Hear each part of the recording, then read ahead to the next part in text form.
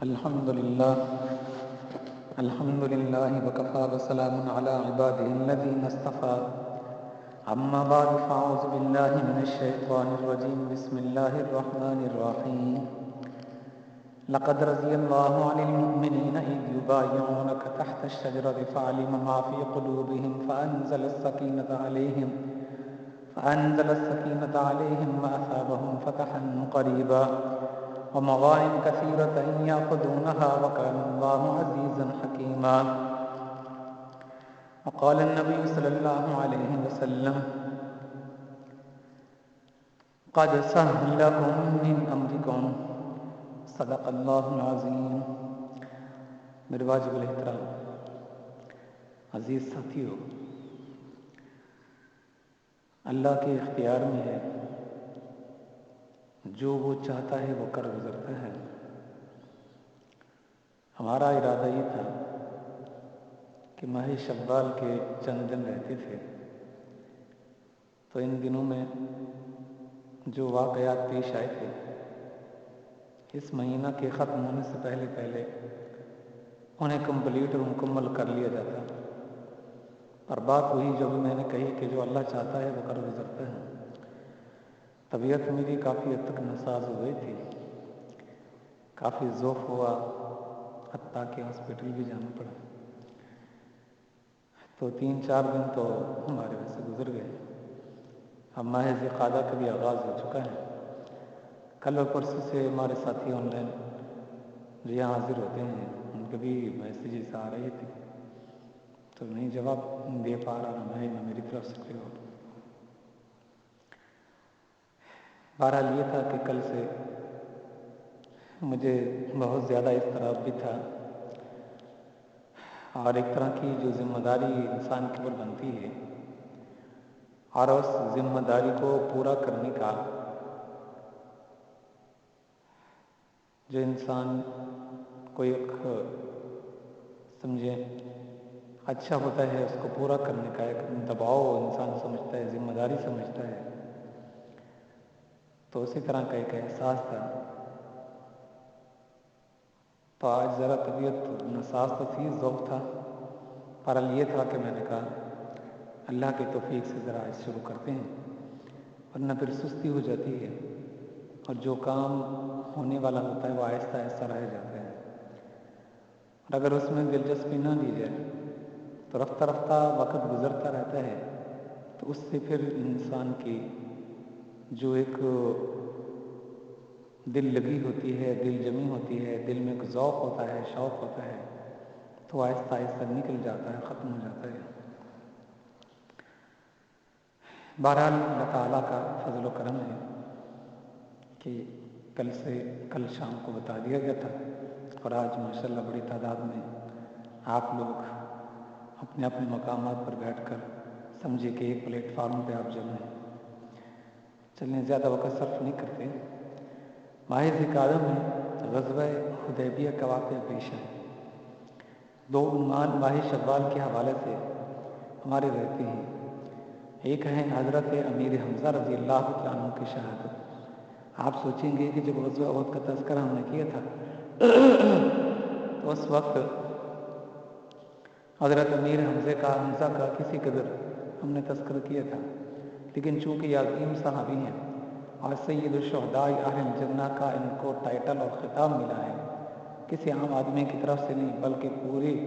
کائنات کے انبیاء میں سے سردار محمد مصطفیٰ صلی اللہ علیہ وسلم کی طرف سے. اور ان کا مرتبہ تھا، مقام تھا، آپ علیہ السلام کو ان کے ساتھ اس طرح کا ان کے ساتھ لگاؤ تھا، محبت تھی، پیار تھا، ولولہ تھا، جوش عقیدت تھی. تو یہ ساری نسبتیں ان کو حاصل ہیں. تو اس بنیاد پر سوچا کہ ان کا ایک مستقل ایک لیکچر دیا جائے تفصیل کے ساتھ. کوشش کریں گے کہ اس ماہ ذوالقعدہ میں، اگرچہ ذوالقعدہ کا مہینہ تو شروع ہو چکا ہے ورنہ شوال میں دیتے تو زیادہ مناسبت رہتی. اور حال یہ ہے کہ ذوالقعدہ ہی میں جو ٹائم نکالتے ہیں اور تقریباً کوئی 1.5 گھنٹہ 1 گھنٹہ 40 منٹ کے قریب 1.5 گھنٹے کے قریب کا لیکچر ہوگا، تو انشاءاللہ تفصیل کے ساتھ اس کو دیکھیں گے. پھر اسی طرح حضرت خدیجہ الکبریٰ رضی اللہ تعالیٰ عنہ ان کے بارے میں اگرچہ کچھ یہ باتیں ملتی ہیں کہ ان کی جو وفات ہے وہ ماہ رمضان میں ہے، لیکن بعض فرماتے ہیں کہ ماہ شوال میں ہے۔ اور سیرت مصطفیٰ جو مولانا ادریس کاندھلی صاحب کی ہے اس میں بھی ہے، دیگر بہت سی کتابیں ہیں جن کے اندر عید العصر ہے۔ اور امام بخاری رحمۃ اللہ علیہ کی جو بخاری شریف ہے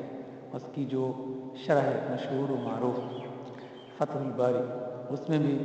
ماہ شوال کے اقوال کو درج کیا گیا ہے۔ اس لحاظ سے اگر ان کا بھی لیکچر لیں گے جو کہ تفصیلی لیکچر ہوگا تو انشاءاللہ ماہ شوال کے حوالے سے یہ 2 لیکچر آپ کے میرے ذمہ ہیں اور میں ان کو امانت سمجھتا ہوں۔ انشاءاللہ آنے والے دنوں میں بہت جلد 2-3 دنوں میں ہم انشاءاللہ یہ لیکچر لیں گے دونوں ہی۔ چلیں، اور اس مہینے میں غزوہ حدیبیہ بھی شاید ذی میں اس کے آغاز ہی میں، جیسے کہ آغازی دن یہ چل رہی ہیں اور اسلام کی ایک عظیم شخصیت علامہ ابن تیمیہ رحمۃ اللہ تعالیٰ علیہ، آپ نے نام کئی دفعہ سن رکھا ہوگا اور ممکن ہے کہ آپ ان کے حالات سے زیادہ واقف نہ ہوں، تو انشاءاللہ ان کا بھی ہم تذکرہ کریں گے، کیونکہ ان کی جو وفات ہے وہ اسی ذی القعدہ کی 5 تاریخ کو ہے۔ میرا ارادہ تو یہ تھا کہ پہلے ان کا تذکرہ کر دیا جاتا، چونکہ ان کی یہ ڈیٹ اور دن قریب بنتے ہیں، لیکن ہم کوشش کریں گے انہی قریب کے دنوں میں، یعنی 5 کے ارد گرد ہم ان کا تذکرہ کر دیں، تو انشاءاللہ ان کا ذکر بھی کریں گے اور تفصیل کے ساتھ ہوگا، وہ بھی انشاءاللہ 1.5 گھنٹے کے قریب وقت لیں گے۔ تو یہ وقت اس لیے بتایا تاکہ آپ پہلے سے جب یہاں بیٹھیں تو اتنا ایک وقت جو ہے وہ آپ کو پتہ ہو کے دینا ہے۔ اب آپ دیکھیے قرآن کریم کی جو آیات پڑھی ہیں، ان آیات کا تعلق بیت رضوان کے ساتھ ہے، اور بیت رضوان کا واقعہ حدیبیہ کے سفر میں پیش آیا، حدیبیہ کے مقام پر پیش آیا تھا۔ اس واقعے کی ابتدا کچھ اس طرح کی ہے کہ سن 5 ہجری میں غزوہ خندق پیش آیا، ٹھیک اس سے 1 سال بعد، اس سے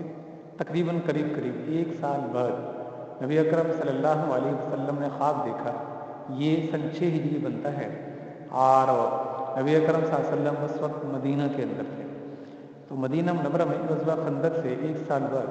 سن 6 ہجری میں رسول کریم صلی اللہ علیہ وسلم نے خواب دیکھا۔ خواب یہ تھا کہ میں عمرہ کرنے کے لیے مکہ المکرمہ کے اندر گیا ہوا ہوں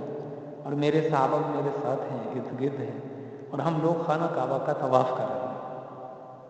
خانہ کعبہ کا طواف کر عمرہ کر رہے ہیں، خانہ کعبہ کا طواف بھی کر رہے ہیں۔ تو رسول کریم صلی اللہ علیہ وسلم نے صبح کو یہ خواب صحابہ کرام کو بتلا دیا، تو صحابہ بھی جانتے تھے کہ نبی اور پیغمبروں کا جو خواب ہوتا ہے وہ دراصل اللہ کی طرف سے وحی ہوتی ہے، جیسا کہ ابراہیم علیہ السلام کا واقعہ آپ سن چکے ہیں اور اچھی طریقے سے ذہن نشین بھی کر چکے ہیں، ابھی کوئی تھوڑا عرصہ گزرا ہے ان کے واقعات کے لیے ہوئے، تو آپ نے دیکھا تھا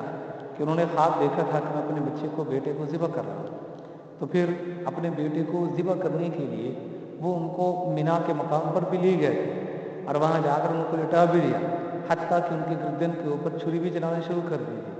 اور اپنی آنکھوں کے اوپر پٹی بھی باندھ کر چکے تھے، زور لگا رہے ہیں چھری نہیں چلتی ہے۔ اور جب وہ یہ آئے تھے حضرت ابراہیم اسماعیل کے پاس اور بیٹے کو ساتھ لیا، خواب ان کو بتلایا، تو بیٹا بھی جانتے تھے کہ میرے ابا اللہ کے نبی ہیں اور نبیوں کا جو خواب ہوتا ہے دراصل وہی ہوتا ہے، دونوں باپ بیٹا نبی تھے، ایک کٹنے کے لیے دوسرا کاٹنے کے لیے تیار تھے، تو اس لحاظ سے دونوں چلے مینا کے مقام پر چھری چلا رہے ہیں، نہیں چلتے، بالآخر اللہ تبارک و تعالیٰ نے مینا جنت سے بھیج دیا، تو وہ ان اسماعیل کی جگہ پر آیا اور وہ ذبح ہو گیا، اسماعیل محفوظ رہے۔ تو وہ جو خواب تھا وہ خواب اللہ وہ ابراہیم نے سچ کر دکھایا، جیسا کہ اللہ نے اس کے بارے میں فرمایا ہے قد صدقت الرؤیا انا کذلک نجزی المحسنین، کہ ابراہیم جو تم نے خواب دیکھا تھا تو نے اپنے اس خواب کو سچ کر دکھایا ہے،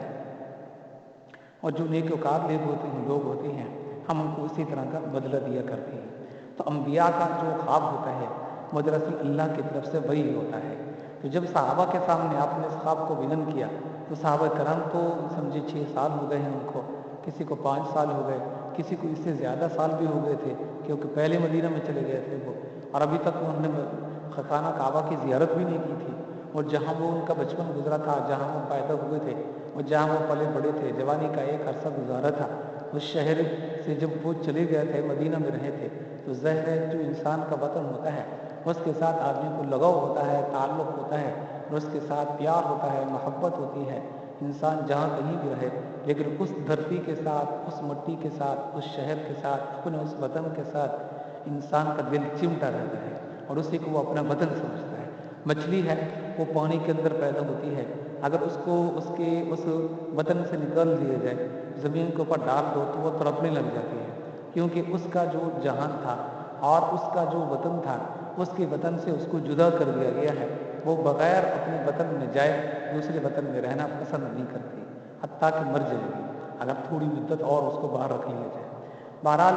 تو صحابہ کرام کے دلوں میں محبت تھی، پیار تھا، اور وہ بھی سوچتے تھے کہ ایسا بہانہ بنے کہ ہم کسی طریقے سے مکہ میں جائیں اور جا کر اپنے شہر کو دیکھیں، خانہ کعبہ کا طواف کریں، اور یہاں رہتے ہوئے تو صبح شام خانہ کعبہ کا طواف کرتے تھے، لیکن یہ ہوا کہ 5-6 سال ہو گئے خانہ کعبہ کو دیکھا تک بھی نہیں ہے، سوائے چند لوگوں کے کہ وہ گئے تھے، وہ خانہ کعبہ کا طواف کر رہے تھے، اور وہ بھی اپنی پرانی دوستیوں کے بنیاد پر۔ بہرحال صحابہ کرام نے کہا یا رسول اللہ صلی اللہ علیہ وسلم پھر تو جلدی کیجیے، دیر کس چیز کی ہے، چلتے ہیں ہم آپ کے ساتھ، خانہ کعبہ کا ہم طواف کریں گے، اور ہمارا کوئی لڑائی کا غرض تو ہے نہیں، جنگ کی ہماری کوئی غرض تو ہے نہیں، ہم تو جائیں گے امن و امان کے ساتھ خانہ کعبہ کا طواف کریں گے اور وہاں سے واپس لوٹ آئیں گے۔ تو رسول کریم صلی اللہ علیہ وسلم نے تیاری کی، صحابہ نے تیاری کی، اور یہ تمام حضرات جن کی تعداد 1450 یا 1500 کے قریب بنتی ہے، مدینہ سے روانہ ہوئے ہیں۔ تو جیسے ہی مدینہ سے یہ لوگ روانہ ہوئے، ادھر ان کی روانگی کی خبر مکہ کے اندر پہنچ چکی تھی، اور اس وقت مکہ کے سردار ابو سفیان تھے، اور وہ کئی جنگیں مسلمانوں کے ساتھ لڑ چکے تھے۔ تو انہوں نے جب یہ دیکھا تو انہوں نے کہا کہ دیکھو یہ تو اچھی بات نہیں ہے، یہ بدر میں انہوں نے ہمارے 70 آدمیوں کو مار دیا، خندق میں ہم گئے تو وہاں کتنا 1 مہینہ تک وہاں ہم باہر بیٹھے رہے، اور وہاں بھی جھڑپیں ہوئی ہماری، لیکن ناکام ہم وہاں سے واپس لوٹے، اور احد کے اندر بھی ہمیں کاری نقصان پہنچا ہے مسلمانوں کی طرف سے۔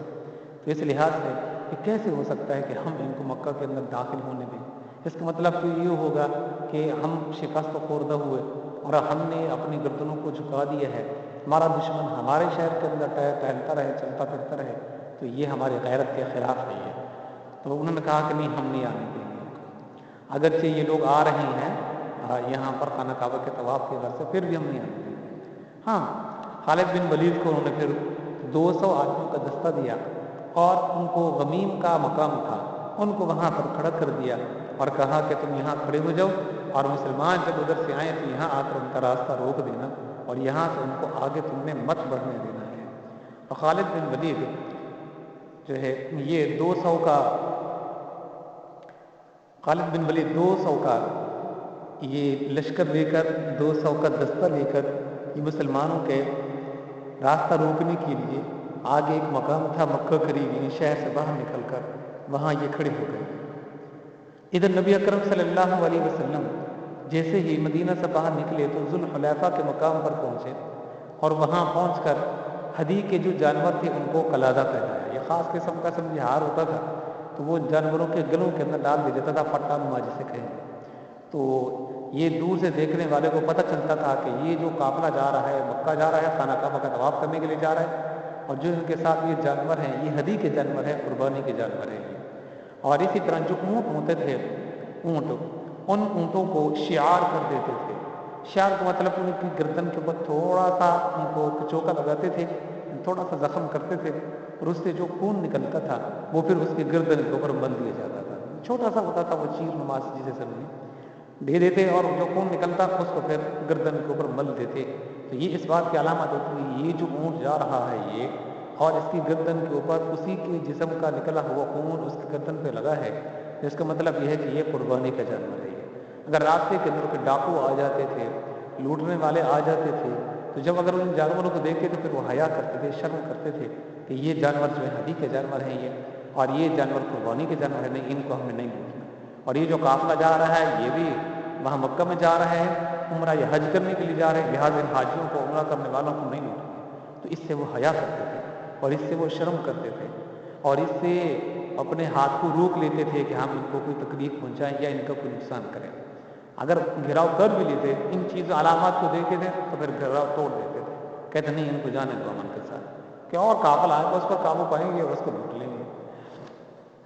تو اس زمانے کے اندر سمجھے کہ ایک طرح کا یہ رواج پڑ گیا تھا یہ قلادہ پہنا دیتے تھے جب باہر نکلتے تھے اپنے گھروں سے،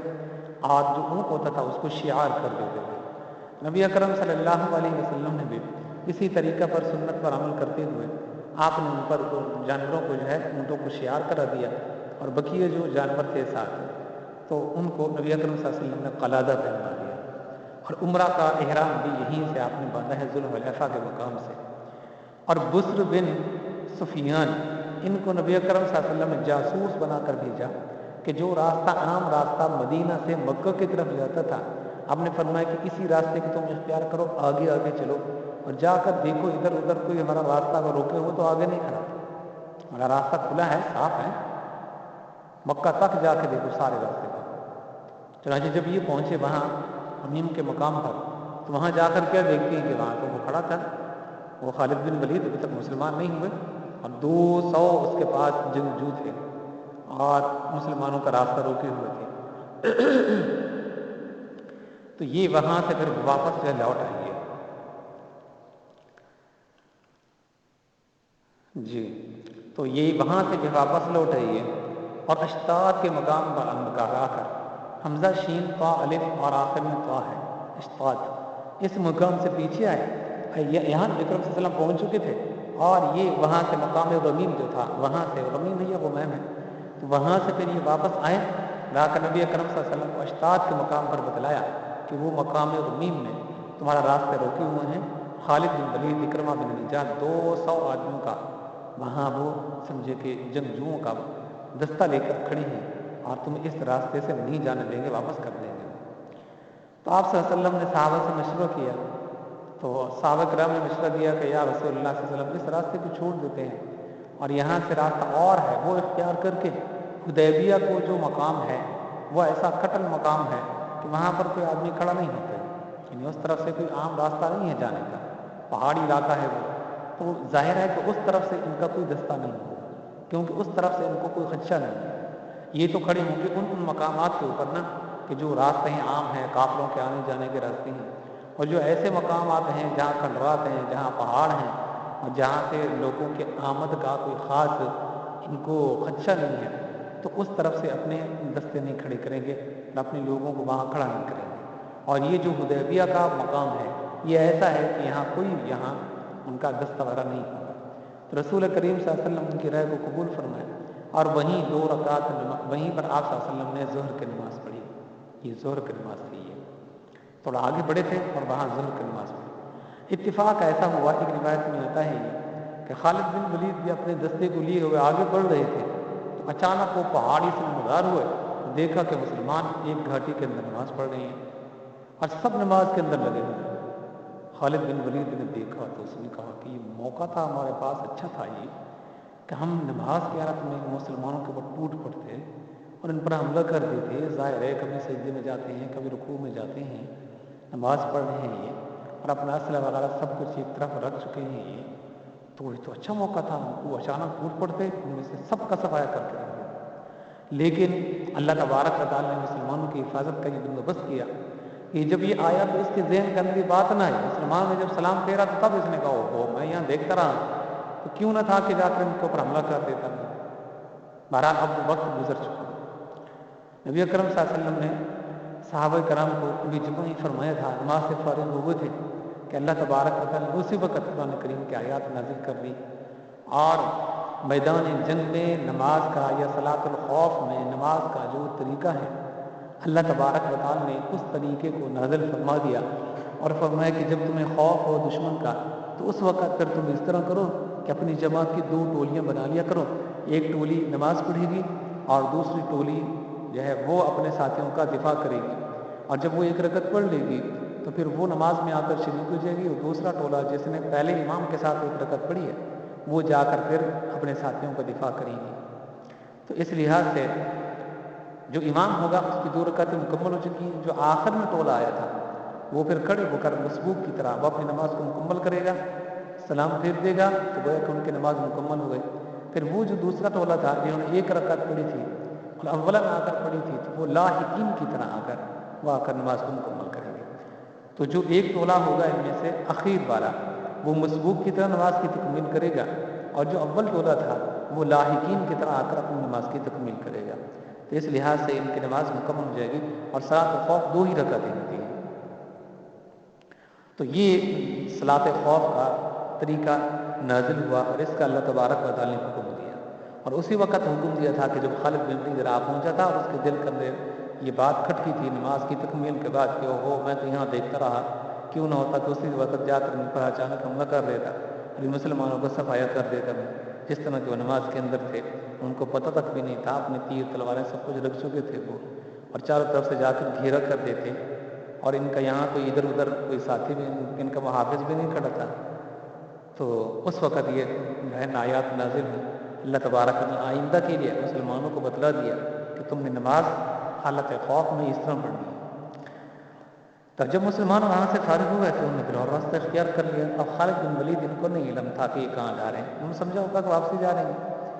تو اور راستہ اختیار کرتے حدیبیہ کے مقام سے جب مسلمان گزرنے لگے، تھوڑی سی اونٹنی آگے کی طرف بڑھی، پھر پیچھے آ کر وہاں بیٹھ گئے حدیبیہ کے مقام پر۔ اب صحابہ کرام کوشش کر رہے ہیں کہ کسی طریقے سے اس اونٹنی کو اٹھایا جائے، لیکن وہ اونٹنی اٹھتی نہیں تھی، پھر بار بار اس کو اٹھایا گیا پر نہیں اٹھتی تھی وہ۔ تو آپ صلی اللہ علیہ وسلم نے ارشاد فرمایا کہ اس کو یہیں پر بٹھا دو، اس لیے کہ اللہ کا حکم ہوا ہے کہ یہ اونٹنی یہیں پر بیٹھ جائے، کیونکہ جب میں ہجرت کر کے وہاں سے مدینہ سے مکہ سے آیا تھا مدینہ کی طرف، تو اس وقت بھی میرے پاس یہی اونٹنی تھی، اور اس کو اللہ کا حکم ہوا تھا تو یہ اونٹنی وہاں جا کر جو ہے بیٹھ گئی تھی۔ اللہ کا حکم ہوا تھا تو پہلے مدینہ کی گلی میں چلتی رہی، بالآخر ابو ایوب انصاری کے مکان کے سامنے جا کر بیٹھ گئی تھی۔ تو اب بھی اللہ کا حکم ہے، اور اس بنیاد پر ان کو یہیں پر جو ہے بیٹھنے دو۔ نبی اکرم صلی اللہ علیہ وسلم یہاں حدیبیہ کے مقام پر 15 دن تک قیام آپ صلی اللہ علیہ وسلم کا رہا ہے، اور یہاں پانی نہیں تھا، اور پانی کے جو معجزات کا یہاں ظہور ہوا وہ کئی طرح کے واقعات پیش آئے ہیں۔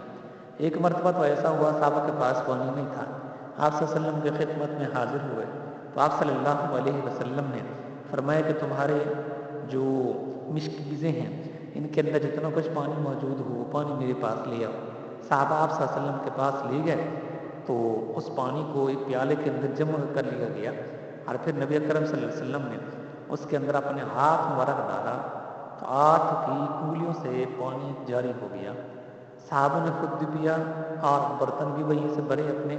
آئندہ کے لیے، مشکیزیں بھی بھرے،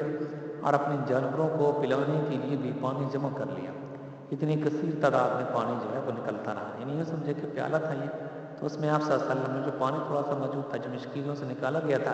تو اس پیالے کے اندر اپنے منہ ہاتھ رکھ دیا اور ہاتھ رکھ کے بیٹھے رہے۔ وہ پانی اوپر کی طرف نکل رہا ہے جیسے چشمے سے پانی ابل رہا ہوتا ہے، اور نیچے سے صحابہ کرام برتن لے کر آتے تھے اور نیچے اس کو رکھ دیتے تھے، تو پانی اس کے اندر جو تیزی کے ساتھ گرنا شروع ہو جاتا۔ تو اس طرح مشکیزوں میں پانی کو جمع کر لیا گیا، اور خود بھی چلو لگا کر صحابہ کرام نے وہیں سے پی لیا، اور اس طرح اپنے مختلف برتنوں کے اندر اس پانی کو جمع کر لیا گیا۔ اور جب جانوروں کو پلانے کی نوبت آئی تو جو ان کے پاس پانی کے جمع کے برتن وغیرہ وہ بھی لے کر آئے، اور یہاں سے پانی لیا اور جا کر اپنے جانوروں کو بھی پلایا۔ تو اس لحاظ سے صحابہ کرام یہاں پر 15 دن رہے تھے، 14 یا 15 دن یا 17 دن کی روایت بھی آتی ہیں، آپ یہاں پر رہے تھے۔ تو اس طرح پانی کی بار بار جب ضرورت پیش آتی تو اس طرح اللہ تبارک و تعالیٰ نے آپ کو معجزات عطا فرمائے، اور معجزات کے ظہور سے پانی جو ہے وہاں سے میسر ہوا۔ اب یہ وہ تمام تر واقعات ہیں کہ جن کو امام بخاری رحمۃ اللہ تعالیٰ نے نقل فرمائے ہیں، اور جو معجزات کے ابواب بنے ہیں امام مسلم نے، امام بخاری نے، تو ان کے اندر صلح حدیبیہ کے تحت ان معجزات کا اظہار کیا ہے اور ان کو لکھا ہے۔ بہرحال نبی کرم صلی اللہ علیہ وسلم کے پاس ایک مرتبہ پھر صحابہ کرام جمع ہو کر آئے تھے، تو آپ صلی اللہ علیہ وسلم نے فرمایا کہ یہاں قریب کنواں پڑا تھا، اس لیے بعض افراد کہتے ہیں کہ اس جگہ کا نام حدیبیہ بھی اس وجہ سے پڑا ہے کہ وہاں قریب ایک کنواں تھا، پرانا کنواں پڑا ہوا تھا، پچھلے کئی صدیوں سے پڑا ہوا تھا اور خشک ہو چکا تھا وہ۔ تو آپ صلی اللہ علیہ وسلم نے فرمایا کہ تمہارے پاس اگر کوئی بچا ہوا پانی ہوگا مشکیزوں میں تو ذرا ان کو نیچے کر کے اس میں سے جو قطرات وغیرہ ہیں جمع کر کے میرے پاس لاؤ۔ صحابہ کرام آپ کے پاس آپ کی خدمت میں لے گئے، تو آپ نے وہ پانی لیا اور پانی لے کر جا کر اس کنویں کے منڈیل کے اوپر بیٹھ گئے، اور وہ پانی اپنے منہ کے اندر لیا اور آپ نے کلی کی، اور کلی کر کے جو متبرک پانی تھا وہ اس کنویں کے اندر ڈال دیا۔ تو جیسے اس کنویں میں پانی کو ڈالا تو اب وہاں سے وہ پانی ابلنا شروع ہو گیا۔ اس قدر پانی تیزی کے ساتھ ابل رہا تھا، اس قدر تیزی کے ساتھ ابل رہا تھا کہ امام احمد بن حنبل جو مسند احمد کے امام ہیں، مصنف ہیں، انہوں نے مسند احمد کے اندر لکھا ہے، فرمایا کہ جو آخری آدمی تھا اور تو وہ تو اس وقت جو ہے اس قدر پانی تیزی کے ساتھ ابل رہا تھا کہ اپنی جان کو بچاتے ہوئے جلدی جلدی سے اپنی چادر کو پکڑے وہاں سے بھاگا ہے، کہیں ایسا نہ ہو کہ پانی کے اندر میں ڈوب جاؤں میں، اس قدر تیزی کے ساتھ پانی جو ابل رہا تھا۔ اور صحابہ کرام نے وہاں سے خوب پانی حاصل کیا، خود بھی پیا، جانوروں کو پلایا، آئندہ کے لیے جمع بھی کر لیا۔ تو یہ معجزات امام بخاری نے نقل فرمائے ہیں، اس کے علاوہ اور بھی ہیں جن کا تذکرہ امام بخاری نے فرمائے ہیں۔ بہرحال نبی اکرم صلی اللہ علیہ وسلم جب یہاں پر پہنچے تو یہ جراش یا خراش نامی بن امیہ خزاعی، یہ ایک شخص تھا، مکہ کا رہنے والا تھا، آپ صلی اللہ علیہ وسلم کی خدمت میں آیا تو آپ صلی اللہ علیہ وسلم نے اس کے سامنے یہ باتیں رکھی کہ دیکھو ہمارا یہاں آنے کا جو مقصد ہے وہ ان کے ساتھ کوئی لڑائی نہیں کرنا، ان کے ساتھ کوئی جنگ نہیں کرنا، ان کے ساتھ کوئی قتل و قتال نہیں کرنا، ہمارا مقصد صرف یہ ہے کہ امن و امان کے ساتھ ہم آئے تھے اور یہاں سے خانہ کعبہ کا ہم جو ہے طواف کریں گے اور طواف کر کے عمرہ کے جو یہ ارکان ہیں ان کو مکمل کریں گے اور یہاں سے واپس چلے جائیں گے۔ لیکن وہ واپس بھی ابو سفیان سے جا کر کہا تو اس نے کہا نہیں ہم ان کو اجازت نہیں دے سکتے۔ بالآخر آپ صلی اللہ علیہ وسلم نے اپنی طرف سے حضرت عمر رضی اللہ تعالیٰ عنہ کو بلایا تاکہ ان کو بھیجا جائے اور وہ وہاں پر پہنچ کر ابو سفیان سردار مکہ سے جا کر کہیں کہ ہمارا مقصد تو یہاں آنے کا صرف عمرہ کرنا تھا اور کوئی لڑائی قتل و قتال تو تھا نہیں، لہٰذا آپ اجازت دے دیں۔ عمر جا کر تفصیل کے ساتھ ان کو جا کر بتلایا ابو سفیان کو۔ چنانچہ حضرت عمر کو بلایا گیا اور یہ بات ان کے سامنے رکھی گئی تو حضرت عمر نے عرض کیا یا رسول اللہ صلی اللہ علیہ وسلم جانے کے اندر تو کوئی مذاکرہ نہیں ہے اور مجھے انکار نہیں ہے، البتہ یہ ہے آپ جانتے ہیں میرا جو مزاج ہے وہ ذرا تیز مزاج ہے اور مکہ والوں کے ساتھ تو جب میں ایمان لے کر کے آیا تھا آپ کے علم کے اندر ہے کوئی ایسا نہیں ہے کہ جس کے ساتھ میری بنتی ہو، جب کبھی بھی کوئی بات آتی تھی تو میں ان کے ساتھ لڑائی کے لیے تیار ہو جاتا تھا اور ہماری لڑائی جنگ شروع ہو جاتی تھی، تو اس لحاظ سے میری ان بن ہے، سب کے ساتھ ان بن ہے۔ تو میں تو جیسے مکہ میں داخل ہوں گا پہلا تو یہ ہے کہ کوئی شخص مجھے امان دینے کے لیے تیار بھی نہیں ہوگا، چلیں اگر میں چلا بھی جاؤں وہاں کسی کوئی امان دے دے بھی صحیح تو تب بھی میرے جو وہاں پر دشمن ہیں وہ جیسے مجھے دیکھیں گے تو وہ نہیں ٹکنے والے، وہ فوراً میرے اوپر حملہ کر دیں گے، کہیں گے آج عمر ہمارے ہاتھ میں آ گیا اور اکیلا ہے، تو اس لحاظ سے میں نہیں جا سکتا، میری مجبوری ہے، لیکن میں آپ کو رہنمائی کر دیتا ہوں حضرت عثمان، آپ حضرت عثمان کو بھیج دیجیے، اس لیے کہ ان کا جو مزاج ہے وہ بہت نرم ہے، وہ بڑے شفیق ہیں، رحیم ہیں، کریم ہیں، یہ آپ ان کو بھیج دیجیے۔ تو آپ صلی اللہ علیہ وسلم نے پھر حضرت عثمان کو بلایا، جب ان کی حضرت عمر رضی اللہ عنہ کا عذر آپ صلی اللہ علیہ وسلم کے سمجھ میں آیا کہ بات تو ان کی ٹھیک ہے ان کی، تو یہ تو نہیں جا سکتے جس طرح کہ ان کی وہاں پر جو ہے مکہ والوں کے ساتھ ایک طرح کی سمجھے کہ ان کے ساتھ دشمنی چل رہی ہے، تو اس لحاظ سے آپ نے پھر حضرت عثمان کو بلایا اور اب عثمان کو بلا کر آپ صلی اللہ علیہ وسلم نے یہی کام ان کی جو ہے ذمہ لگایا، ان کو سونپا اور فرمایا کہ تم یہاں سے ابھی روانہ ہو جاؤ۔ حضرت عثمان یہاں سے چلے اور سیدھے یہ چلے گئے تھے، وہاں مکہ میں ان کا ایک تعلق والا تھا تو ان کے پاس چلے گئے، یہ ان کا نام تھا عبان بن سعید، ان کے پاس چلے گئے اور وہاں پہنچ کر حضرت عثمان نے کہا کہ آپ مجھے اپنے امان میں رکھ لیجیے، تو اس نے کہا چلے میں آپ کو امان دیتا ہوں، تو پھر وہ سردار مکہ ابو سفیان کے پاس لے گیا حضرت عثمان کو اور کہا کہ میں نے ان کو امان دی ہے، لہٰذا میں ان کو لے کر کے آیا ہوں اور یہ آپ سے کوئی بات چیت کرنا چاہتے ہیں۔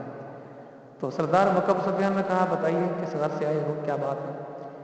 تو حضرت عثمان نے بتلایا کہ ہم آئے ہیں نبی اکرم صلی اللہ علیہ وسلم بھی ہمارے ساتھ ہیں، صحابہ کرام کی جمعیت ہمارے ساتھ ہے، ہمارے غرض و مقصد تو صرف یہ ہے کہ ہم یہاں سے عمرہ کریں گے اور یہاں سے واپس چلے جائیں گے، لہٰذا آپ سے آئے ہیں کہ آپ اجازت دے دیں اور ہمیں عمرہ کرنے دیں۔ تو اس پر ابو سفیان نے کہا کہ چلیں ٹھیک ہے، میں جو ہے تمہیں تو اجازت دے سکتا ہوں کہ تم عمرہ کر سکتے ہو، لیکن یہ ہے کہ میں کسی اور کو اجازت نہیں دے سکتا عمرہ کرنے کی، کوئی اور نہیں آ سکتا، خصوصاً نبی اکرم صلی اللہ علیہ وسلم نہیں آ سکتے کہ آ کر یہاں عمرہ کریں۔ حضرت عثمان سے جو بات ہو سکتی تھی وہ کرتے رہے وہ، لیکن اجازت نہیں ملی، اور اسی دوران حضرت عثمان کو 2-3 دن مزید وہاں پر لگ گئے، تو پیچھے سے نبی اکرم صلی اللہ علیہ وسلم کے بعد جو مدینہ کے اندر پڑاؤ ڈال کر بیٹھے تھے، کسی نے یہ بات جو ہے اڑا دی، افواہ اڑا دی کہا کہ عثمان کو شہید کر دیا گیا ہے۔ تو جیسے یہ خبر پہنچی آپ صلی اللہ علیہ وسلم نے سارے صحابہ کو جمع کیا اور جمع کر کے آپ نے ان کو خطبہ دیا کیکر کے درخت کے نیچے، اور فرمایا کہ میرے عثمان کو شہید کر دیا گیا ہے۔ اور اس زمانے کے اندر ہوتا ہی تھا کہ جب وہ کوئی کسی کے قاصد کو قتل کر دیتا تو پھر یہ جنگ کا اعلان سمجھا جاتا تھا کہ یہ جنگ کا گویا کا اعلان ہو گیا اس کی طرف سے، اور جنگ کا آغاز کا اعلان ہو گیا۔ تو اس بنیاد پر جیسے ہی آپ کو یہ خبر ملی تو آپ نے فرمایا کہ انہیں مطلب یہ ہے کہ جنگ کو چھیڑ دیا ان لوگوں نے۔ تو پھر نبی اکرم صلی اللہ علیہ وسلم نے صحابہ کرام کو جو ہے ساتھ لیا اور وہاں کیکر کے درخت کے نیچے سب کو جمع کر لیا، اور جمع کرنے کے بعد آپ صلی اللہ علیہ وسلم نے خطبہ دیا، اور خطبہ دینے کے بعد آپ نے فرمایا کہ آؤ آگے بڑھو اور میرے اس دائنے ہاتھ کے اوپر آ کر بیعت کرو کہ جب تک ہم عثمان کا بدلہ نہیں لیں گے اس وقت تک یہاں سے واپس نہیں جائیں گے مدینہ میں، اور ہمارے لیے جنگ لازم ہو چکی ہے، ہم ان کے ساتھ مقابلہ کریں گے، جنگ کریں گے اور عثمان کا بدلہ لے کر لیں گے۔ تو تمام صحابہ کرام نے آپ صلی اللہ علیہ وسلم کے ہاتھ پر بیعت کی، نیچے آپ کا ہاتھ تھا اور اوپر صحابہ کا ہاتھ تھا۔ تو جب تمام صحابہ نے اپنا ہاتھ رکھ لیا، بیعت کر لی، تو آخر میں نبی اکرم صلی اللہ علیہ وسلم نے دوسرا ہاتھ آپ کا جو تھا وہ آپ نے اوپر رکھ دیا، یعنی صحابہ کا ایک ہاتھ تو نیچے تھا صلی اللہ علیہ وسلم کا اور ایک ہاتھ صحابہ کے ہاتھ کے اوپر تھا۔ اور فرمایا کہ یہ جو ہاتھ میں نے اوپر رکھا ہے یہ ہاتھ عثمان کی طرف سے ہے، گویا کہ عثمان بھی یہاں موجود ہے اور وہ بیعت کر رہا ہے، تو یہ میرا ہاتھ عثمان کی طرف سے ہے، یہ بیعت کرنے والے۔ تو اس سے اندازہ لگا سکتے ہیں کہ نبی اکرم صلی اللہ علیہ وسلم کو عثمان کے ساتھ محبت کتنی تھی۔ تو جب یہ بیعت مکمل ہو گئی، ابھی مکمل نہیں ہوئی، بیعت ہو رہی تھی اور آپ صلی اللہ علیہ وسلم اپنے ہاتھ کو حضرت عثمان کا ہاتھ قرار دے چکے، تو اس وقت اللہ تعالیٰ نے قرآن کریم کی آیات نازل کی، فرمایا کہ اے پیغمبر تمہارے ہاتھ کے اوپر اللہ کا ہاتھ ہے، تمہارے ہاتھ کے اوپر اللہ کا ہاتھ ہے، گویا کہ اللہ تعالیٰ کی مدد تمہارے ساتھ ہے، اللہ کی نصرت تمہارے ساتھ ہے اور تمام لشکر کے ساتھ ہے۔ جس طرح آپ ان سے بیعت لے رہے ہیں تو اس بیعت کے اندر میں بھی شامل ہوں، آپ اندازہ لگائیں۔ تو ادھر یہ بیعت مکمل ہوئی، اب جنگ کا آغاز ہو سکتا تھا، لڑائی ہو سکتی تھی، مسلمان وہاں سے آگے بڑھتے، آپ عمرہ کی غرض سے نہیں، جنگ کی غرض سے، لڑائی کی غرض سے۔ اسی دوران کسی نے آ کر خبر دی کہ نہیں وہ بات غلط تھی، وہ عثمان زندہ ہیں، مکے کے اندر ہیں، ابو سفیان ان کو روک لیا تھا اور وہ وہاں پر بیٹھے ہیں، بار بار اپنی بات منوانے کی کوشش کر رہے ہیں لیکن بات نہیں مانی جا رہی۔ حقیقت یہ ہے کہ عثمان کو کسی نے کوئی بات نہیں کی، نہ تو ان کو کسی نے کوئی قتل کیا، نہ ان کو کسی نے کوئی دھکا دیا، نہ کسی نے کوئی گالی دی، نہ ان کو کوئی تکلیف پہنچائی ہے، نہ ان کو کوئی غضب پہنچی ہے، کچھ بھی نہیں ہے۔ جس میں یہ بات پھیلے ہی ہے، غلط پھیلے گئی ہے، جھوٹی بات پھیلے گئی ہے۔ تو اس لحاظ سے اب مسلمانوں کا ذرا غصہ بھی ٹھنڈا ہوا اور وہ بیعت جو تھی وہ پہلے سے وہ ہو چکی۔ اب نبی اکرم صلی اللہ علیہ وسلم اسی مقام کے اوپر تھے،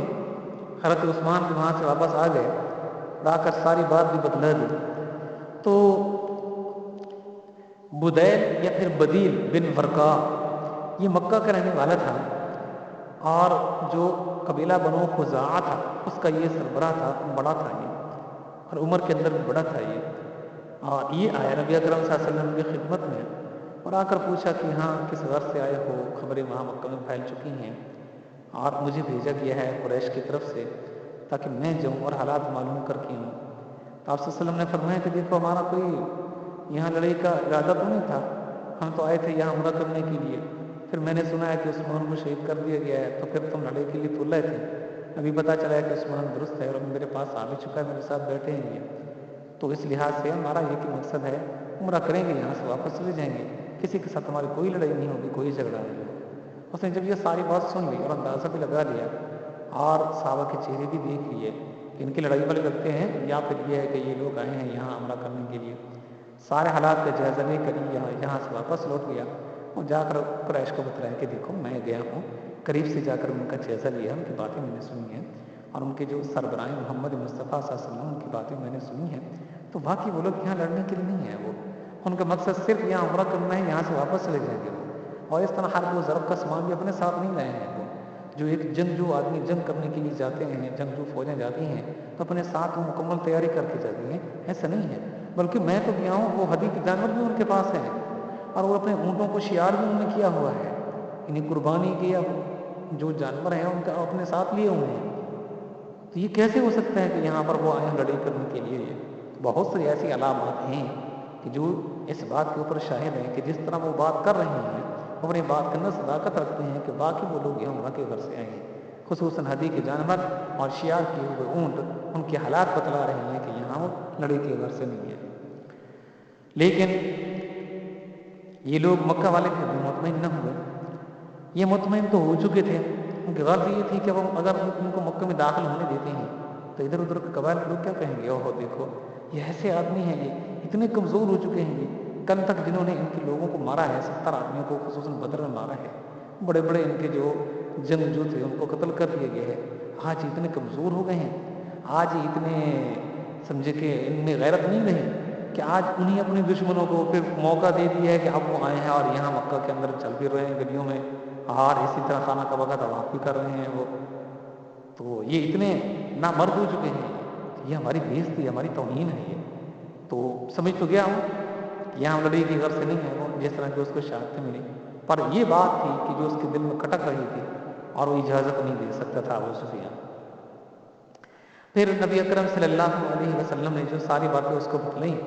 وہ بدیل بن برقہ کو، خزائی کو، وہاں پہ گیا اور ساری باتیں اس نے لکھیں. پھر بھی ابو سفیان نے کہا چلے ہم عروہ بن مسعود کو بھیجتے ہیں. تو عروہ بن مسعود یہ مغیرہ بن شعبہ رضی اللہ عنہ کا چچا تھا. تو یہ عمر رسیدہ تھا، بزرگ آدمی تھا اور عقل مند بھی تھا، سمجھدار آدمی بھی تھا. تو یہ وہاں سے پھر روانہ ہوا اور سیدھا آ پہنچا حدیبیہ کے مقام پر، اور یہاں پہنچ کر اس نے نبی اکرم صلی اللہ علیہ وسلم سے اغراض و مقاصد پوچھے. تو آپ صلی اللہ علیہ وسلم نے پھر ان کے سامنے بھی یہی باتیں رکھی. چنانچہ یہ پھر وہاں سے چلا گیا اور اس نے بھی آ کر ان کو مطمئن کیا، کہا کہ ہاں بالکل جو بات بدیل بن برقہ نے آ کر بتلائی ہے خزائی نے، وہی بات میں ان کے اندر دیکھ کر آئی ہوں کہ یار وہ لڑائی کے لیے نہیں ہے، وہ واقعی وہ عمرہ کرنے کے لیے جا رہے ہیں. اور ان کے آثار بتلا رہے تھے، اور خصوصاً جو جانور ان کے پاس ہیں ہدی کے اور شیار کیے ہوئے، وہ بھی بتلا رہے ہیں کہ یہ لوگ لڑائی سے گھر سے نہیں آئے. پھر ان میں سے ایک بیٹھا تھا الیس، یہ بھی اپنے قبیلہ کا سردار تھا. یہ تو اس نے کہا چل میں جاتا ہوں، مجھے آپ اجازت دے دیں، میں جا کر ان سے گفتگو کرتا ہوں. وہ آیا آپ صلی اللہ علیہ وسلم کی خدمت میں. تو آپ صلی اللہ علیہ وسلم کو پہلے سے علم تھا کہ یہ جو قبیلہ ہے جس کا سردار الیس ہے، تو یہ جو ہدی کے جانور ہوتے ہیں ان کا بڑا یہ احترام کرتے ہیں، عزت کرتے ہیں. یہ تو جب یہ آنے لگا آپ صلی اللہ علیہ وسلم کو پتہ چلا تو آپ نے فرمایا کہ یہ جو ہدی کے جانور ہیں نا، ان کو ذرا کھڑا کر دو اور یہاں قطار کی صورت میں سامنے کھڑا کر دو جس طرف سے وہ آ رہا تھا. چاہتی جب وہ قریب آیا تو اس نے دیکھ کر اس نے کہا سبحان اللہ، کیا بات ہے، یہ تو بڑی امن و امان کے ساتھ ہیں اور ہدی کے جانور بھی اپنے ساتھ لے کر کے ہیں، قلادہ بھی جانوروں میں پہنا ہوا ہے. اونٹوں کو دیکھ رہا ہوں کہ وہ ان کی گردنوں سے خون تھوڑا نکلا ہے اور وہ مل دیا گیا ہے، وہ کوئی شیار کیے ہوئے جانور ہیں وہ. تو یہ ماشاءاللہ واقعی یہ لوگ آئے ہیں عمرے کی غرض سے اور یہ کوئی لڑائی کی غرض سے نہیں آئے. تو یہاں سے جب وہ گیا تو بہت اچھے تاثرات لے کر گیا، اور وہاں جا کر اس نے ابو سفیان کے ساتھ اس طرح کی لڑائی کی اس نے، اور نے کہا ابو سفیان نہیں، اب تو ان کو اجازت دے دیتے ان کو، وہ لوگ یہاں آئے ہیں فقط عمرہ کرنے کی غرض سے، اور جو قوم بھی جو لوگ بھی عمرہ کی غرض سے آتے ہیں ان کو روکنا ان کا راستہ یہ اچھا نہیں ہوتا. یہ اچھا نہیں ہوتا. یہ باہر سے اگر کوئی آدمی آئے ہو، اور میں تو وہاں گیا ہوں ادھی کے جبل ان کے ساتھ ہیں، امن و امان کے ساتھ ہے، کوئی اپنے ساتھ بھی اسلحہ نہیں جائے، بہت تھوڑا بہت جو اپنے دفاع کے لیے ہوتا ہے. ورنہ جو قوم جنگ کے لیے جاتی ہے، فوج جنگ کے لیے جاتی ہے، تو وہ مکمل اسلحے سے لیس ہو کر جاتے ہیں، مکمل تیاری کر کے جاتی ہے. ایسی تو ان کی کار چلتی نہیں ہے. بڑی بات یہ ہے کہ جانور اپنے ساتھ لے کر کے آئے ہیں وہ. تو یہ سب سے بڑی علامت ہے اس بات کی، امن و امان کی اور عمرہ کرنے کی غرض کی، جس طرح کا اپنے منہ سے باتیں نکال رہے ہیں. تو پھر ابو سفیان نے اس کو کہا نہیں، مجبوری کی بات ہے، ہم کس طرح ان کو اجازت دے دیں، ان کو اجازت دیں ہمارے تو ناک کٹ جائے گی. پھر یہاں کے ارد گرد قبائل وہ تو ہم کو زندہ ہی کھا جائیں گے. وہ کہیں گے کہ دیکھو ایسی حالت ہوگی، نمبر بن گئے ہیں یہ کہ اپنے دشمنوں کو آج 5-6 سال بھی نہیں گزرے، اور گزشتہ سال بلکہ خندق میں ہم کہیں کتنا دن وہاں محاصرہ کر کے بیٹھے ہیں، کتنے لوگ ہمارے وہاں پر مر گئے ہیں، ذلیل اور رسوا خوار ہو کر وہاں سے واپس لوٹ گئے تھے، اور آج ہم ان کو اجازت دے دیں کہ آج وہ ہمارے شہر کے اندر تھے اور آ کر کھانا کھاؤ طواف کرو مدینہ مکہ گلیوں کے اندر، تم چلتے رہو پھرتے رہو. نہیں یہ ہماری غیرت کے خلاف ہے، ایسا نہیں ہو سکتا، بس ان کو اجازت نہیں دے سکتے. باقی ساری باتیں میں سمجھ گیا ہوں، وہ آئے ہوں گے،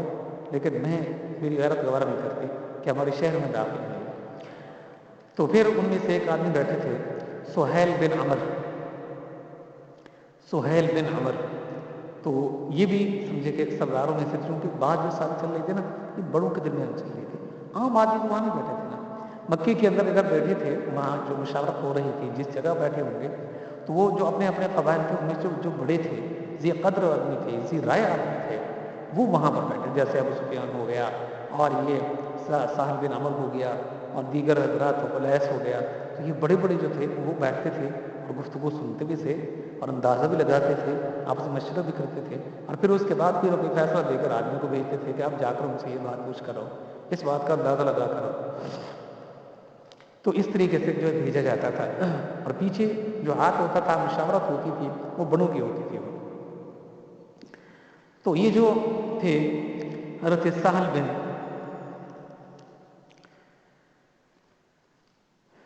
साहल बिन अमर, तो इन्होंने कहा कि मैं जाता हूँ, मैं जाकर उनसे गुफ्तगू करता हूँ। नबी अकरम सल्लल्लाहु अलैहि वसल्लम पहले से ये बात बतला चुके थे, जो पहला इनका आदमी आया था उसको बतला चुके थे कि मक्का वाले जो भी मेरे साथ मुआहिदा करना चाहते हैं, आज मैं उनके साथ मुआहिदा करके जाऊँगा, अमन का मुआहिदा, कि आइंदा के लिए हमारी उनके साथ जंग नहीं होगी, लड़ाई नहीं होगी, अमन का मुआहिदा अभी मैं करता हूँ, जैसी शराइत चाहते हैं मुझसे लिखवा लेंगे। तो ये मुआहिदे की बातें भी पहुँच चुकी थी और इस वजह से बार बार ये लोग आ रहे थे। तो साहल ने कहा मैं जाता हूँ, मैं जाकर उनकी गुफ्तगू सुनता हूँ, ये बातें सुनता हूँ और देखता हूँ कि मुआहिदे के अंदर उनकी क्या शराइत हैं। हमारी तरफ से जो शराइत हैं उन्होंने अपनी आपस में बैठ कर तय कर ली कि अगर वो कोई शराइत पर आती हैं तो ये शराइत हैं, उनसे मनवा लेना, और फिर वो मुआहिदा करते हैं तो ठीक है, क्योंकि हम भी जंग करके थक चुके हैं, वो भी कई जंगें कर चुके हैं, थक चुके हैं, हमारे बहुत से लोग मारे गए, उनके बहुत से लोग शहीद हो गए। तो इस बुनियाद पर अगर हो जाता है अमन अमान, जी हाँ, और हमेशा हमेशा का ये जो एक खतरा बना हुआ है, रात को वो भी जागते हैं, मदीना का रात को पहरा मिलता है, हम भी रात को जागते हैं, मक्का का पहरा देते हैं, क्योंकि दुश्मन के हाथ का, दुश्मन की तरफ से हर रोज़ एक तरह का समझे खौफ होता है। तो ऐसा नहीं है कि अमन अमान के साथ सूझ है। तो जब हमारा मुआहिदा हो जाएगा, हम भी अमन अमान के साथ आते रहेंगे, जाते रहेंगे, वो भी आते रहेंगे, जाते रहेंगे, रात को सोएंगे तो हम सुकून के साथ सोएंगे, और हमें कोई काम पड़ जाता है, मदीना के करीब से गुजर होता है, हमें कोई डर नहीं होगा। उनको उनके शाम में जाना होता है तो वो मक्का के करीब से चले जाएंगे, क्योंकि अब तो हमारा उनके साथ मुआहिदा हो चुका है। तो अगर मुआहिदा होता है तो ठीक है, इसमें तो बड़े फ़वाइद हैं। तो इस बुनियाद पर ये साहल बिन अमर आया आप सल्लल्लाहु अलैहि वसल्लम की खिदमत में, तो आप सल्लल्लाहु अलैहि वसल्लम फरमाया कि जब इनको देखा तो उस वक्त ये फरमाया जो भी मैंने आपके सामने हदीस मुबारक पढ़ी है, उन्होंने फरमाया क़द सहला लकुम मिन अम्रिकुम, फरमाया कि ये साहल आ गया हमारे पास और ये मामले के अंदर आसानी पैदा करेगा। ये जो मुआहिदा होगा ना, इस मुआहिदे के अंदर क्या करेगा, आसानी पैदा हो जाएगी, यानी कोई ना कोई मामला हमारे साथ ख़त्म करके जाएगा, निपटा के जाएगा। चुनांचे आप सल्लल्लाहु अलैहि वसल्लम ने उनको अपने पास बिठाया और उनसे पूछा, तो फिर वो शराइत जो सामने रखने लगा। जब ये गुफ्तगू शुरू हो रही थी तो बार बार अपना हाथ आगे बढ़ाता था आप सल्लल्लाहु अलैहि वसल्लम की दाढ़ी मुबारक की तरफ, और आपकी दाढ़ी मुबारक के बालों को पकड़कर यूँ थोड़ा थोड़ा नीचे की तरफ उनको खींचता था, उनको यानी हाथ लगाता था यूँ। तो हज़रत अबू बकर सिद्दीक़ पीछे खड़े थे, हज़रत मुग़ीरा बिन शुअबा पीछे खड़े थे, तो उनकी बात ना गवार गुजरी कि मुशरिक आदमी हो, हमारे पैगम्बर मोहम्मद मुस्तफ़ा सल्लल्लाहु अलैहि वसल्लम की दाढ़ी मुबारक पे इस तरह हाथ लगाए और यूँ करे, ये उसका एक ख़ास स्टाइल था। जैसे कोई हमारे बड़े होते हैं, बूढ़े होते हैं, तो जब वो बात करते हैं तो फिर वो अपने से कम उम्र के बाज़ सर के ऊपर हाथ फेर देते हैं, बाज़ उसके हाथ को पकड़ कर चूम लेते हैं, या कभी उसके हाथ को पकड़ कर यूँ उसको दबाना शुरू कर देते हैं, और कभी दाढ़ी के ऊपर यूँ हाथ फेर देते हैं, कभी रुखसारों के ऊपर यूँ हाथ फेर लेते हैं। तो इस तरह एक मिजाज होता है बाज़ लोगों का, तो अपने मिजाज की वजह से आगे बढ़ते थे और यूँ हाथ लगाते थे, आप सल्लल्लाहु अलैहि दाढ़ी को बात करते थे। तो मुग़ीरा बिन शुअबा पीछे खड़े थे, वो तो उनको बात पसंद ना आई है कि मुशरिक आदमी होकर ये अगरचे मेरा चचा है ये, तो आप सल्लल्लाहु अलैहि वसल्लम को मुबारक दाढ़ी को हाथ लगाइए, तो ये तो समझे कि इसमें कराहत है ये। तो जैसे वो आगे हाथ बढ़ाता ना, तो उनके पीछे जो खड़े थे ना वो, तो उनके पास वो समझे कि तलवार का जो पीछे का दस्ता होता है, तो वो दस्ता उसके हाथ के ऊपर यूँ मारते, पीछे कर हाथ, हमारे पैगम्बर सल्लल्लाहु अलैहि वसल्लम के दाढ़ी मुबारक हाथ में लगाते, पीछे कर हाथ, जिस तरह की हमारी होती है ना, ये पिस्टल होता है, या इस तरह समझे कि राइफल है, बंदूक है, तो पीछे उसकी गन बनी होती है, तो वो गन वाला जो हिस्सा होता था तो वो उसको जो है पीछे से मारता था उसको, उसके हाथ के ऊपर जो हाथ आगे बढ़ रहा होता था, उसे कहते पीछे कर हाथ। तो फिर उस पर तो वो गुस्सा हो गया, उसने ऐसे सर उठाकर पीछे देखा, कहा क्या है मोहम्मद सल्लल्लाहु अलैहि वसल्लम, ये कौन है? जो मुझे रोक रहा है? उन्होंने फरमाया अबू बकर है। अच्छा अबू बकर है ये? अबू बकर का मेरे ऊपर एक एहसान है, तो ये एहसान ना होता तो मैं आप बता देता मैं कि किस तरह इसने मुझे रोका है। फिर बातें बातें हो रही थी, फिर वो आगे हाथ बढ़ाता आप सल्लम की दाढ़ी मुबारक की तरफ, तो मुगीरा बिन शुअबा पीछे खड़े थे, तो वो खामोश हो गया। बार बार जब उसने ऐसा किया तो उसने फिर ऊपर से मार दिया, कहा कि पीछे कर ले आप। उसने जल्दी से फिर ऊपर की तरफ देखा, कहा क्या मोहम्मद सल्लल्लाहु अलैहि वसल्लम ये कौन है ये? इसलिए कि हज़रत मुगीरा बिन शुअबा रज़ी अल्लाह उस वक्त अपने सर के ऊपर खूत पहने हुए थे, जो लोहे की टोपी नुमा बनी होती थी। जिस तरह के हमारे फौजी लोग जो है जब जंग में जाते हैं कभी पथराव हो जाता है, पुलिस वाले भी पहने हुए होते हैं, तो लोहे के कभी प्लास्टिक पहनते हैं उस वक्त के जब पथराव वगैरह का खदशा हो, और अगर कोई गोली वगैरह का खदशा हो, जंग में हो, तो उस वक्त वो अपने सर के ऊपर उस खूत को पहना होता है वो। लेकिन ये जो खूत होती है ये समझे कि और तरह की होती है, लेकिन वो यहाँ से होकर यहाँ नीचे तक होती थी वो, और यहाँ से समझे कि उसकी कड़ियाँ बनी होती थी वो, और यहाँ से उसको जो है नीचे से थोड़ी के नीचे से उसको गुजार कर उसको मजबूत कर दिया जाता था कि ऊपर नीचे होते हुए कहीं वो नीचे न गिर जाए। तो वो खूत पहने हुए थे और इस तरह उनका जो चेहरा था वो सही तरीके से नजर नहीं आ रहा था। तो जैसे मुगीरा बिन शुअबा ने उसको मारा तो उसने कहा कि भाई मोहम्मद सल्लल्लाहु अलैहि वसल्लम ये कौन है ये? तो आपने फरमाया कि इधर भतीजा है ये, तो नहीं पहचाना? उसने कहा नहीं, उसने खूत पहनी हुई मैं तो नहीं पहचान सका। उस पर अच्छी तरीके उसने क्लास ली, चचा था वो। तो उसको फिर उसने बुरा भला भी कहा और कहा कि ये तो कैसा मेरे साथ मामला कर रहा है, मैं चचा हूँ और तू मेरे हाथों के ऊपर मार रहा है। तो उन्होंने कहा आप चचा हो अपनी जगह पर हो, बहरहाल ये है कि तुम काफिर हो, हम मुसलमान हैं और हमारी गैरत के खिलाफ है ये, आप सल्लम को दाढ़ी मुबारक न छो, मत छो, हाथ न लगाओ, जो बात करनी है ऐसे बात करो, इस तरह का मामला न करो, अपने नापाक हाथों के पीछे कर लो, ये हमसे बर्दाश्त नहीं है। मतलब वो चचा था तो उसने जो कुछ उसको कहा होगा जाहिर है, तो आगे से वो खामोश हो गया। तो बहरहाल ये है कि फिर उसको जरूरत नहीं है कि फिर मजीद हाथ बढ़ाकर आप सल्लम के दाढ़ी मुबारक को हाथ लगाता हो। तो आप सल्लम ने फरमाया कि चलें, जो बात हो चुकी,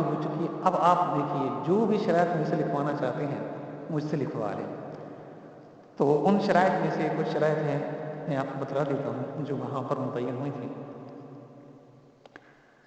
देखिए उन शराइत में से पहली शर्त ये होगी कि 10 साल तक हमारी आपस के अंदर लड़ाई नहीं,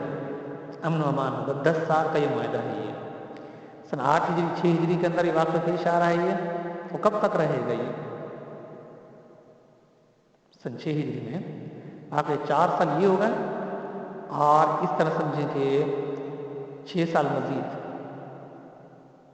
6 साल मजीद बनते हैं सन 16 हिजरी तक। यानी सन 16 हिजरी तक हमारा और आपका मुआहदा होगा ये 10 साल का। ना तुम हमारे साथ लड़ाई करोगे ना हम तुम्हारे साथ लड़ाई करेंगे, ना तुम हमारे साथ जंग करोगे ना हम तुम्हारे साथ जंग करेंगे, ना हम तुम्हारे ऊपर लश्कर लेकर करके आएंगे ना तुम हमारे ऊपर लश्कर कुशी करोगे। तो इस लिहाज से हमारा और तुम्हारा अमन का मुआहदा है ये, हमारे आपस में जंग नहीं होगी। उसके बाद देखेंगे अगर हो गई तो फबीहा, ना हुई अनुमान के साथ चलते रहे तो फिर भी ठीक है। फिर आप सल्लम ने ये भी फरमाया कि देखो मैं भी आखिर तुम्हें कुरैश में से हूँ, मैं तुम्हारा अजीज हूँ, तुम्हारा रिश्तेदार हूँ, मेरे करीबी वहाँ पर बैठे हैं और जो मेरे साथ लड़ाई कर रहे हैं वो मेरे ऐसे नहीं है कि कोई दूर के हों, मेरे अपने ही कबीले के हैं, वो कुरैश से हैं, वो मेरे अपने ही ख़ानदान से हैं। ऊपर की तरफ जाकर सब मेरे साथ मिल जाते हैं, कुछ मेरे चचाओं की औलाद है और मेरे जो है दादा के जो है उनके पोते बनते हैं, उनके बेटे बनते हैं। तो इस लिहाज से मेरे अपने करीबी ख़ानदान के लोग हैं ये। अगर मैं और जो ममालिक हैं उनके ऊपर मैं गलबा पा लेता हूँ अपनी इस नबूवत और रिसालत के दावे की बुनियाद पर, तो फिर तो जंग करने की ज़रूरत नहीं है। फिर तो मैं गलबा पा गया, जहाँ मेरी इज्जत है वहीं उनकी इज्जत है, क्योंकि मैं भी तो आखिर इन्हीं के अपने फर्ज, इन्हीं के अफराद में से एक फ़र्द हूँ मैं। तो इस बुनियाद पर फिर तो जंग करने की ज़रूरत ही नहीं है। चलें 10 साल तक मैं गलबा नहीं भी पा सकता, फिर भी तो ये होगा कि हमारी उनके आपस में जंग नहीं होगी, उसमें लड़ाई से हम बचे रहेंगे, महफूज रहेंगे। तो इस लिहाज से 10 साल तक हमारा इनका मुआहदा होगा। दूसरी बात, दूसरी शर्त आप सल्लल्लाहु अलैहि वसल्लम ने फरमाया कि इसमें दूसरी शर्त ये होगी, वो भी अपनी तरफ से बता रहा था, आप सल्लल्लाहु अलैहि वसल्लम भी जो है उसको कबूल करते जा रहे थे, शरायत उसकी तरफ से थी। उसने कहा कि देखो अगर कोई शख्स मक्का से मुसलमान होकर मदीना के अंदर चला जाएगा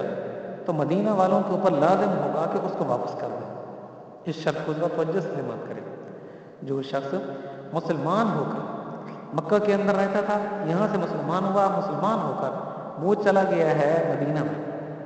جو جب مدینہ کے اندر پہنچے گا تو مسلمانوں کے اوپر لازم ہوگا کہ اس کو واپس مکہ کے اندر بھیج دیں، اپنے پاس نہیں رکھیں گے اس مسلمان کو، نیو مسلم کو۔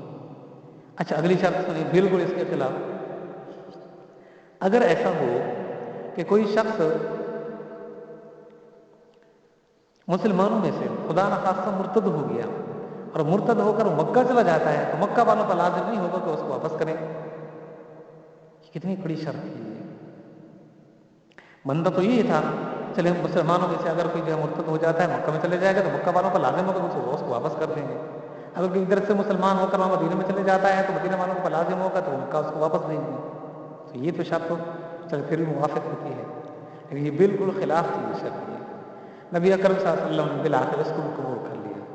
نہ چاہتے ہوئے بھی اس کو قبول کر لیا، کیونکہ آپ صلی اللہ علیہ وسلم آگے اس کا نتیجہ دیکھتے تھے اس کا کہ یہ شرط نہ ہونے کے مترادف ہے۔ یہ اس کی مثال اس طرح سمجھے کہ جس طرح آج اسرائیل ہے، اسرائیل کو کبھی عربوں نے اس کو تسلیم نہیں کیا تھا، لیکن بقیہ جو ممالک انہوں نے تسلیم کر لیا تھا، لیکن اسرائیل کو اس وقت اس پر کوئی اس کو پشماندگی نہیں تھی، کوئی اس کو اس پر افسوس نہیں تھا، اور اسرائیل کو اس پر کوئی ٹینشن نہیں تھی۔ وہ کہتا تھا نہیں مانتے تو ایک وقت آئے گا ضرور مانیں گے، یہ مجھے ان کی طرف سے کوئی ٹینشن نہیں ہے، اب نہیں مانتے تو نہ مانیں۔ پھر دیکھا رفتہ رفتہ آہستہ آہستہ ایک ایک ملک کر کے سب اس کی بات ماننے لگے، مجبور ہو کر اس کو تسلیم کرنے لگے، اور بالآخر سب نے اس کو جو ہے تسلیم کر لیا۔ تو یہ شرط بھی اسی طرح کی تھی، اگرچہ خلاف تھی ہے، اور صحابہ کرام کو اس پر بڑا غم بھی ہوا، آگے چل کر آپ دیکھیں گے، لیکن آپ صلی اللہ علیہ وسلم سمجھتے تھے کہ اس کا جو نتیجہ نکلنے والا ہے اس کا نتیجہ اچھا نکلے گا، لیکن یہ جو شرط ہے یہ کوئی حیثیت نہیں رکھتی۔ تو اس لیے رسول کریم صلی اللہ علیہ وسلم نے اس شرط کو منظور کر لیا۔ پھر ایک شرط ان کی طرف سے یہ بھی تھی کہ دیکھیے ہماری طرف سے ایک شرط یہ ہے کہ آئندہ سال جب تم آؤ گے تو اپنے ساتھ تلوار، تیر، یعنی حرب و ضرب کا جو سامان ہوگا وہ اپنے ساتھ تم نہیں لے کر کے آؤ گے، اور جو یہ ہمارے ساتھ تم معاہدہ کر رہے ہو اس میں معاہدے کے اندر تم خیانت بھی نہیں کرو گے، ٹھیک ہے؟ آئندہ سال تم آؤ گے اور یہاں آ کر عمرہ بھی کر سکتے ہو، لیکن یہ ہے کہ تلواریں اپنے ساتھ نہیں لے کر کے آؤ گے، اور یہ جو معاہدہ ہو رہا ہے اس معاہدے کی تم پاسداری کرو گے، خیانت نہیں کرو گے، نہ ہم خیانت کریں گے اور نہ تم نے خیانت کریں گے۔ آئندہ سال آ کر تم عمرہ کر سکتے ہو، اس سال تم عمرہ نہیں کر سکتے، تمہیں اجازت نہیں ہے۔ آپ صلی اللہ علیہ وسلم نے اس کو بھی قبول فرما لیا۔ پھر دیکھیے اس نے کہا کہ مکے کے اندر دو ہی قبیلے رہتے ہیں، آپس میں ان کی بھی جھگڑے ہوتے رہتے ہیں، لڑائیاں ہوتی رہتی ہیں، وہ بھی اس وقت موجود تھے ان کے سردار۔ تو اس نے کہا کہ دیکھیے ان میں سے جو بھی حلیف بن جائے آپ کا یا ہمارا، ان کو اختیار دے دیتے ہیں۔ آپ نے فرمایا ٹھیک ہے۔ تو دو قبیلے تھے، قبیلہ بنو بکر اور قبیلہ بنو خزاعہ، ان کی پرانی دشمنیاں چل رہی تھیں اور آپس کے اندر لڑا کرتے تھے، اور دونوں طرف سے ان کے کئی لوگ ان کے قتل ہو چکے تھے، مر چکے تھے، ان کا ہاتھ پڑتا تھا تو وہ ان کے لوگوں کو مار دیتے، اگر ان کے لوگ ان کے ہاتھ کے اندر آتے تھے، ان پر دیکھتے قابو پا لیا ہم نے تو وہ ان کو قتل کر رہے تھے۔ تو اس طرح ان کا بغض اور ان کی عداوت اور ان کی یہ دشمنی یہ پچھلے کئی سالوں سے چلی آ رہی تھی، اور کئی لوگ ایک دوسرے کا نشانہ بن کر وہ قبروں میں اتر چکے تھے۔ تو نبی اکرم صلی اللہ علیہ وسلم کے جو حلیف بنے وہ قبیلہ بنو خزاعہ کے لوگ بنے، بنو بکر کے جو لوگ تھے وہ قریش کے جو حلیف بن گئے وہ۔ تو اس طرح یہ دونوں اس معاہدے میں شریک ہو گئے، ایک حلیف بنا نبی اکرم صلی اللہ علیہ وسلم کا بنو خزاعہ، بنو بکر جو قبیلہ تھا وہ حلیف بنا وہاں مکہ والوں کا۔ تو مطلب یہ ہے کہ جس طرح ہم اس معاہدے کے اندر شریک ہیں اسی طرح یہ بھی معاہدے کے اندر شریک ہے، اگر بکر کے لوگ خزاعہ کو کوئی نقصان پہنچائیں گے ہم ان کے ساتھ ہوں گے، اور اگر خزاعہ والے بکر کو کوئی تکلیف پہنچائیں گے تو پھر اس وقت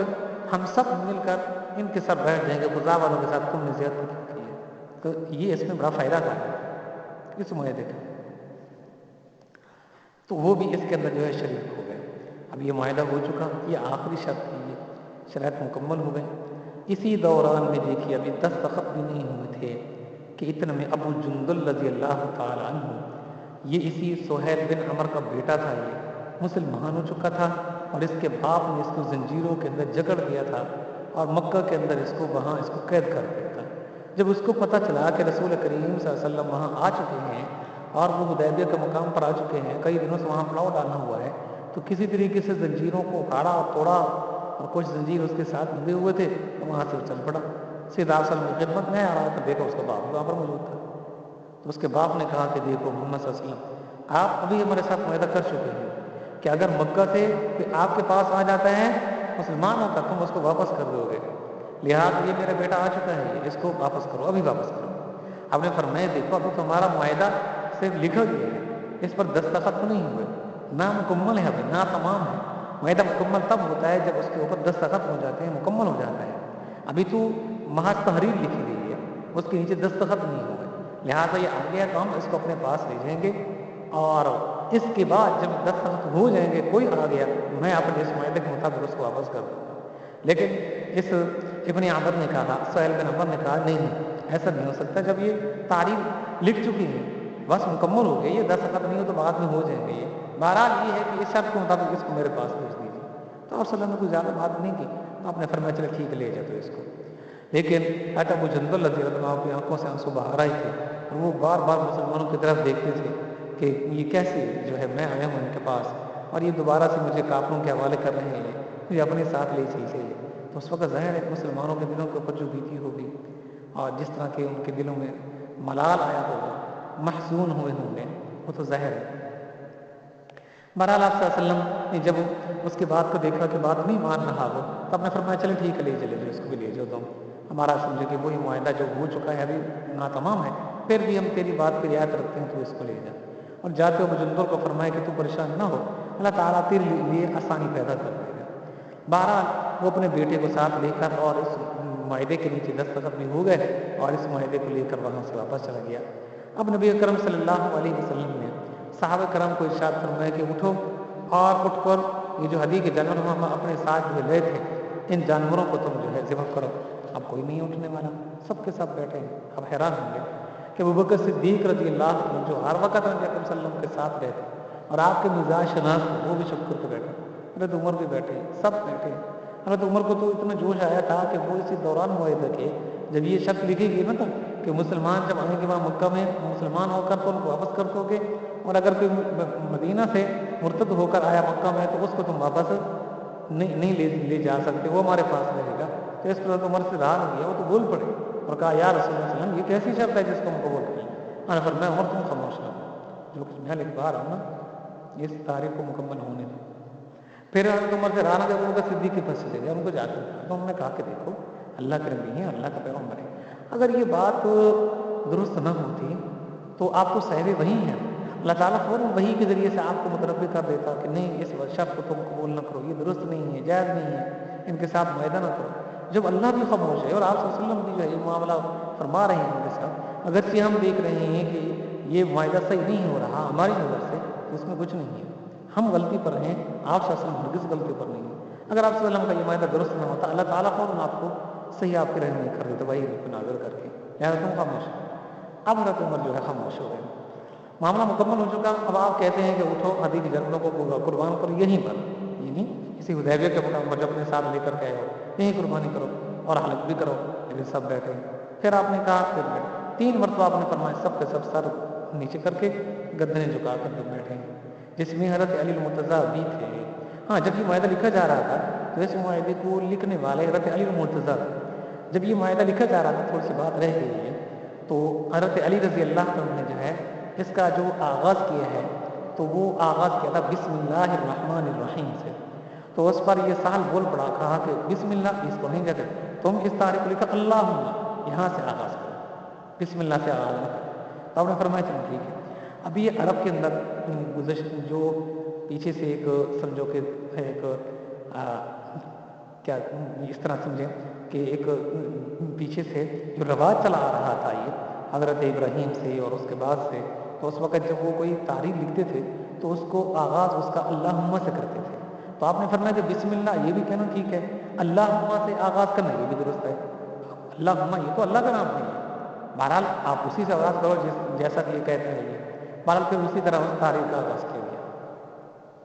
پھر جب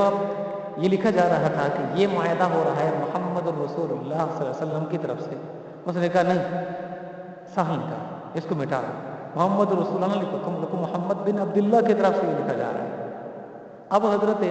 علی نے مرتضیٰ صلی اللہ علیہ وسلم فرمایا کہ اس کو مٹا دوں. انہوں نے کہا نہیں میں تو اپنے ہاتھ سے نہیں مٹا رہا اس کو. کیوں بلا مٹائے ہم اس کو؟ رسول اللہ کو اپنے ہاتھ سے ہم مٹائیں. آپ نے فرمایا چلو مجھے بتائیں کہاں لکھا ہوا ہے. حضرت علی مرتضیٰ نے دکھا دے کہ یہ لکھا ہوا ہے یہ رسول اللہ. تو آپ صلی اللہ علیہ وسلم نے پھر اس کو اپنے ہاتھ سے خود اس کو مٹا دی. کیونکہ آپ تو امید تھے نا, پڑھنا لکھنا نہیں جانتے تھے. یہ معجزہ تھا آپ صلی اللہ علیہ وسلم نے آپ کو اتنا علم عطا فرمایا کہ آج دنیا کے میں جتنی بھی ترقی ہے وہ سب آپ صلی اللہ علیہ وسلم کے علم کی بدولت ہے. تو آپ نے فرمایا کہاں لکھا ہوا بتلائیے. تو آپ نے اس کو اپنے ہاتھ سے اس کو مٹا دیا. آپ نے فرمایا یہاں لکھو محمد بن عبداللہ کی طرف سے یہ معاہدہ ہو رہا ہے. تو یہ دو الفاظ اس نے مٹوائے تھے یہ سہل نے, اور آپ نے فرمایا کہ ان کو مٹا دو. اور جیسے وہ کہتا گیا اس طرح اس کو معاہدے کو لکھا گیا. بہرحال تو جب آپ صلی اللہ علیہ وسلم نے ان کو کہا صحابہ کرام کو اٹھو ابھی کے جانوروں کو قربان کرو, تو قربان کرنے کے لیے وہ تیار نہ ہوتے. تو پھر آپ نے فرمایا چلیں اس طرح کہ میں اپنے خیمے میں جاتا ہوں, اب ذرا معذون بھی دیں اور اپنے خیمے کے اندر چلے جائیں. اور یہاں حضرت ام سلمہ اپنے ساتھ لے گئے تھے ان کو, کیونکہ جس سفر میں آپ جاتے تھے تو اپنی بیویوں میں سے کسی ایک کو اپنے ساتھ لے جاتے تھے. تو اس سفر میں حضرت ام سلمہ آپ کے ساتھ تھی.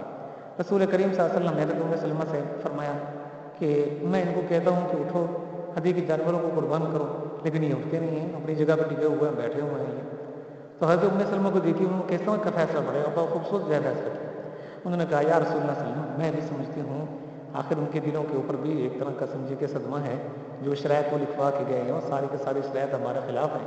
تو مسلمان معذور بیٹھے ہیں, تو اس لیے وہ ذرا سمجھے کہ آپ کی بات کو جو ہے سمجھے کہ ایک طرح کا اس پر عمل نہیں کیا انہوں نے. آپ اس طرح کریں, آپ خود جائیں اپنے حالت بھی کرائیں, اور اس طرح یہ ہے کہ آپ صلی اللہ علیہ وسلم کو انہوں نے کہا کہ اپنے جانوروں کو قربان بھی کریں. تو جیسے یہ دیکھیں گے جلدی جلدی یہ بھی کھڑے ہو جائیں گے اور وہی عمل کرنا شروع کر دیں گے. چنانچہ یہ بڑا بہترین فیصلہ تھا یہ حضرت ام سلمہ کی طرف سے یہ. تو آپ صلی اللہ علیہ وسلم آگے بڑھے اور اپنے جانوروں کو جو ہے قربان بھی کیا اور حالت بھی کرایا. تو جیسے حجام آیا تو سب اکرم آہستہ آہستہ اٹھنے لگے اور پھر اپنا حالت بھی کرانے لگے, اور اس طرح جو ہے اپنے جانوروں کی قربانی بھی کرنے لگے. تو اس طرح پھر جانوروں کی قربانی بھی ہو گئی, حالت بھی ہو گیا, سب کچھ. اب آپ صلی اللہ علیہ وسلم نے فرمایا کہ ابھی یہاں سے واپس چلے, اور صحابہ کرام کو ساتھ لے کر جب وہ مدینہ کے قریب پہنچے تو سورہ فتح نازل ہوئی.